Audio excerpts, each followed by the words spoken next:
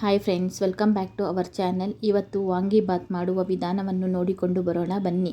ಮೊದಲು ಒಂದು ಬಾಣಲೆಗೆ ಎಣ್ಣೆಯನ್ನು ಹಾಕಿ ಎಣ್ಣೆ ಕಾದ ನಂತರ ಅದಕ್ಕೆ ಸಾಸಿವೆ ಕರಿಬೇವನ್ನು ಹಾಕಿಕೊಳ್ಳಬೇಕು. ನಂತರ ಕಡಲೆಬೇಳೆಯನ್ನು ಹಾಕಿ ಸ್ವಲ್ಪ ಹೊತ್ತು ಹುರಿದುಕೊಳ್ಳಬೇಕು. ನಂತರ ಒಣಮೆಣಸಿನಕಾಯಿಯನ್ನು ಸೇರಿಸಿಕೊಳ್ಳಬೇಕು.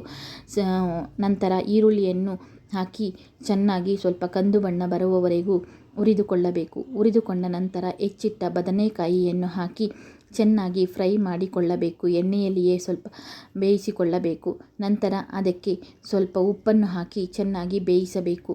ಅದು ಚೆನ್ನಾಗಿ ಎಣ್ಣೆಯಲ್ಲಿಯೇ ಬೆಂದ ಮೇಲೆ ಸ್ವಲ್ಪ ಹುಣಸೆ ರಸವನ್ನು ಹಾಕಿ ಚೆನ್ನಾಗಿ ಬೇಯಿಸಬೇಕು. ಬೇಯಿಸಿದ ನಂತರ ಅದಕ್ಕೆ ಸ್ವಲ್ಪ ಅರಿಶಿನ ಪುಡಿ ಮತ್ತು ವಾಂಗಿಬಾತ್ ಪೌಡರನ್ನು ಹಾಕಿ ಚೆನ್ನಾಗಿ ಮಿಕ್ಸ್ ಮಾಡಿಕೊಳ್ಳಬೇಕು. ನಂತರ ಸ್ವಲ್ಪ ಹೊತ್ತು ಹಸಿ ವಾಸನೆ ಹೋಗುವವರೆಗೂ ಚೆನ್ನಾಗಿ ಹುರಿದುಕೊಳ್ಳಬೇಕು. ಚೆನ್ನಾಗಿ ಹುರಿದುಕೊಂಡ ನಂತರ ಅದಕ್ಕೆ ಸ್ವಲ್ಪ ಕೊತ್ತಂಬರಿ ಸೊಪ್ಪನ್ನು ಸೇರಿಸಬೇಕಾಗುತ್ತದೆ. ಸೇರಿಸಿದರೆ ವಾಂಗಿಬಾತ್ ಗೊಜ್ಜು ರೆಡಿಯಾಗಿರುತ್ತದೆ. ಅದಕ್ಕೆ ಅನ್ನವನ್ನು ಹಾಕಿ ಚೆನ್ನಾಗಿ ಮಿಕ್ಸ್ ಮಾಡಿಕೊಂಡರೆ ವಾಂಗಿಬಾತ್ ರೆಡಿಯಾಗಿರುತ್ತದೆ.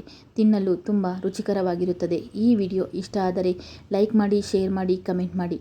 ನಮ್ಮಂಥವ್ರನ್ನ ಪ್ರೋತ್ಸಾಹಿಸಿ ಅಂತ ಕೇಳ್ತಾ ಈ ವಿಡಿಯೋ ಮುಗಿಸ್ತಾ ಇದ್ದೀನಿ. Thank you for watching. Take care. Bye bye.